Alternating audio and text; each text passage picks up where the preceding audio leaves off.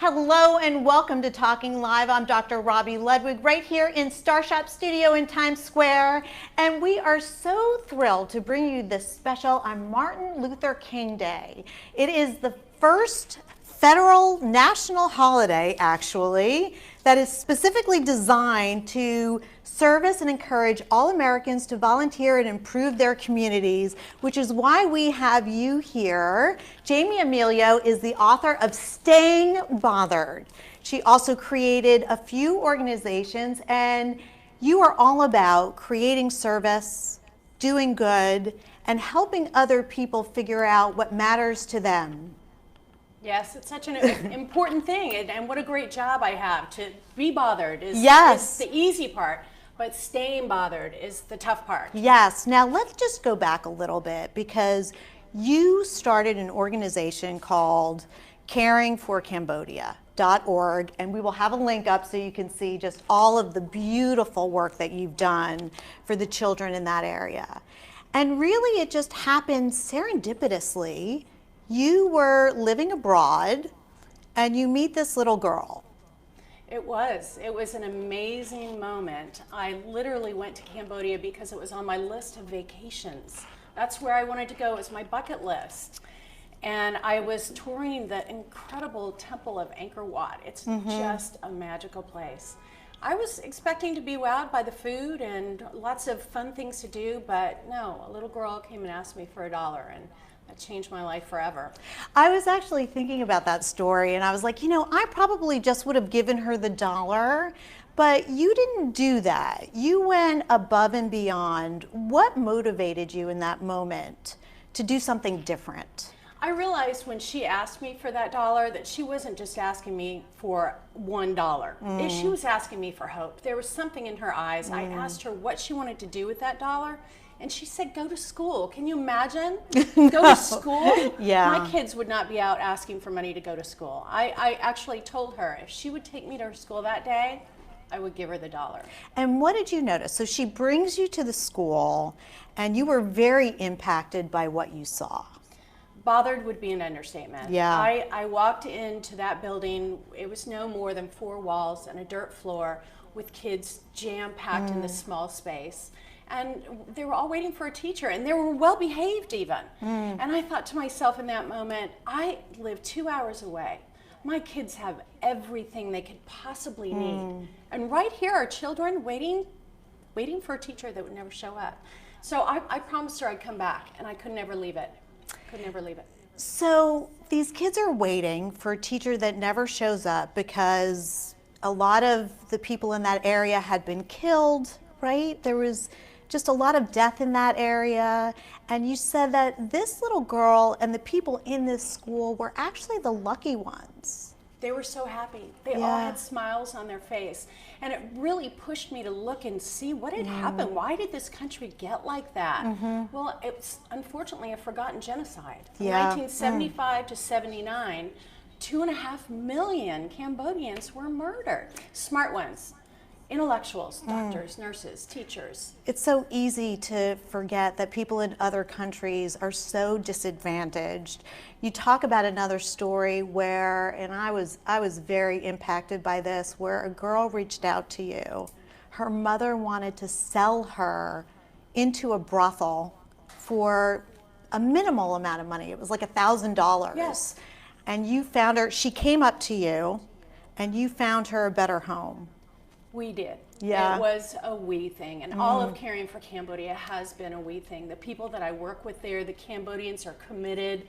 And yes, it was her uncle that said he would help us out if we would find her somewhere to live. And she just graduated from high school this last year. But can you imagine that? No. They're so poor that she's wanting to sell her daughter. So beautiful stories have come out of those terrible things. But it really is about staying bothered. It's a difficult thing because that could push you away. I know. And we are going to get to how everybody can find what their special niche is, because there's lots of different ways to give back to the community, and you have to really find what you feel passionate about. When you started Caring for Cambodia, it didn't start off this big, huge thing, and you talk about taking small steps. What did you do in order to get to this kind of bigger, grander place of building schools and helping kids to graduate? We started so small with putting little school supplies and toothbrushes in backpacks. And we would take them back and forth between Singapore and Cambodia. It was a 2.5-hour flight. So as we got to know the people, the students in the communities, we realized we needed more. And what was the most beautiful thing I'd seen happen that first year is volunteers would come and help. My friends, I'd say, please come with me. I'm not crazy. I would like to come. Come. I'll We need come. you. We can't survive without volunteers. Yeah. We can't, and we don't. And that's really how it grew into 21 schools 17 years later. It's because people like you and me said, okay, I'm coming back. And when we came back, we figured out what they needed. We talked to them.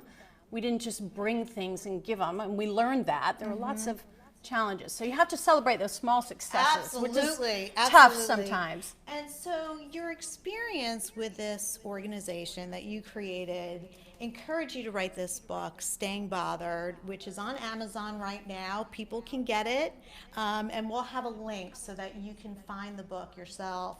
But stayingbothered.com is just another idea that you came up with that basically speaks to this whole notion of finding what you care about and finding a way to give back. And that's why it's so perfect to have you on for Martin Luther King Day, which is all about service and honoring a man who gave back to make the world better. And we know, and you mentioned this, from a mental health perspective, we live longer, we feel better, and you found some research about teens who give back as well. Absolutely. Any teenager that goes and helps out for an hour or two at a time, it builds their self-confidence. And our teens today need that. They're stressed out about the grades they're going to make or the sports they're going to play. But imagine giving back to someone else that may not have quite what you have. Who really gets more out of that exchange? I've seen that so many times through the years. Volunteers come and help, and we have young kids. We would have groups of teenagers come to the schools in Cambodia and help. But yes, today we've got to just slow down a minute. Well, that's why my son wanted to come. He's actually behind the scenes. Maybe he will show himself in front of the camera.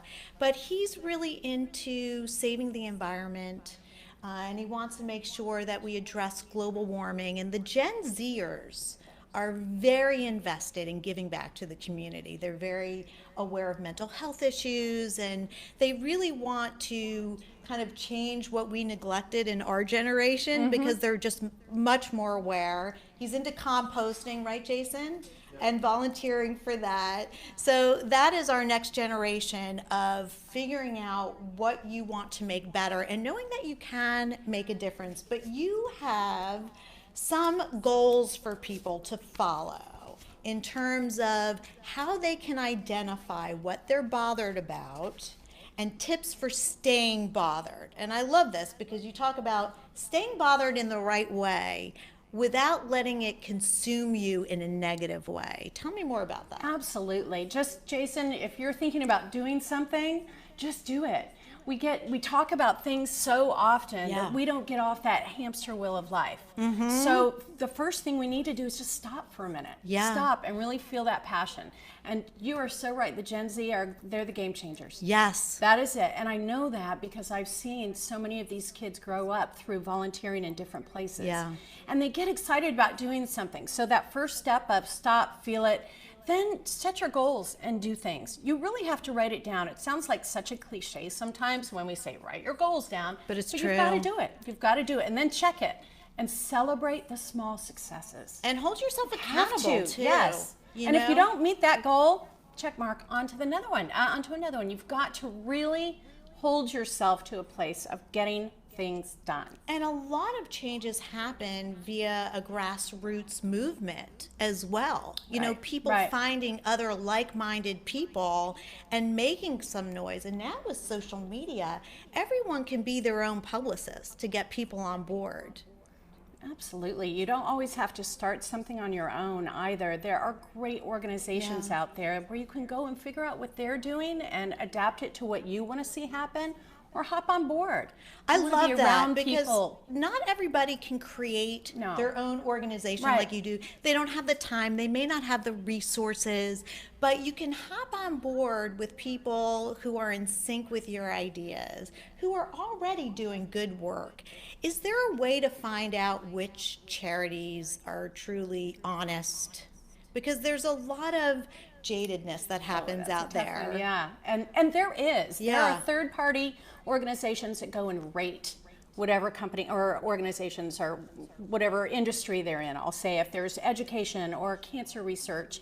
And we did a lot of homework on that and put it on our website of organizations that we think are really good, that have good credit ratings, that that's pay their great. bills, that don't have astronomical administrative fees. I mean, there's so much involved with that. I just want to say, because hopefully everybody will follow you on Instagram, because your Instagram is fantastic with motivating comments, and you also sell t-shirts and like all different fabulous and you got me this, which I did. love. It's gonna look very I'm cute on you. Yes, I'm gonna buy some as well. Staying bothered, and it just reminds people of the idea that they should stay committed to what they believe in. So what you're currently now interested in is something that's near and dear to my heart, is mental health issues.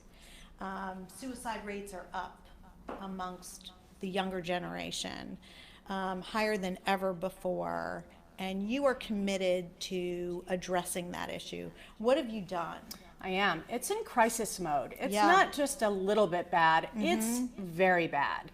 And I'm committed to seeing that we can get our teens and young adults to talk more. Yeah. And right now I'm working with the school district that I live in. I talk with a lot of young people whenever I can in groups, and if they're going to volunteer for Caring for Cambodia, Yeah. I also do a gut check with them. How are you feeling today? What's going on? It's about sparking the conversation to talk about things that aren't right with these young kids. Yeah. It's a tough one. It is a tough one, and do you think social media is contributing? So much. You know, so because much. it's We like hate to too say much- that because it's we like can't too live much- without it either, but I know. it is. It's like too much information. Yeah. Like once you see something, you can't unsee it. But making it cool to talk to people and to know that there is hope is really helpful, because, you know, sometimes all it takes is one person to really make that change. So let's go over again for people that are out there. What will they find when they read your book?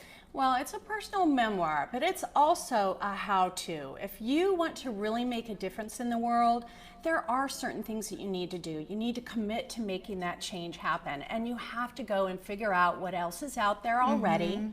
It's fine to take ideas, we would call it benchmarking, Yeah. and make those things happen. And then what do? You figure out different organizations to be a part of. You go listen to TED Talks and podcasts and your show to get inspired and stay inspired, because it's hard. Yeah. It really is hard. And I think it's those moments where you just stop for a minute and say, okay, I've done this part, now I need to go and do the next And part. also, I think it's just self-esteem too, knowing that one person can make a difference.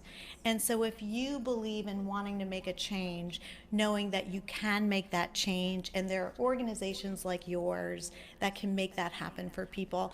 I'm so thrilled you came all the way from Texas to visit us and to help us all know how to stay bothered in the right kind of way. This is an amazing book. It is doing very well on Amazon.